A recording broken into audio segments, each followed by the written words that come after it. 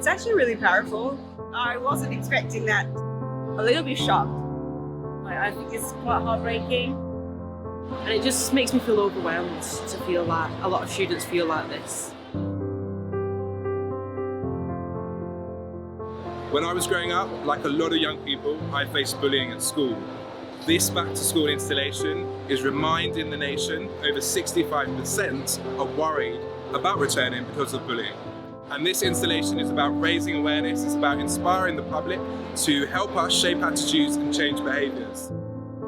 Children and young people spend 11,000 hours of their life at school. It's a huge amount of time, and I worry that we are underestimating the experiences of young people in our schools today. And this installation is really depicting the reality of millions of children. And this is about solutions. And at the Diana Award, we train and empower not only young people, but educators to make a real difference when it comes to bullying behaviour. Our Back to Bullying campaign is really important because it's going to help really shine a light on the issue of bullying, hopefully mobilise a lot more people. We've seen a lot of the public today stop, capture moments, share it on their social media, and that's what it's all about. This stuff really matters, so it's really important that campaigns like this exist.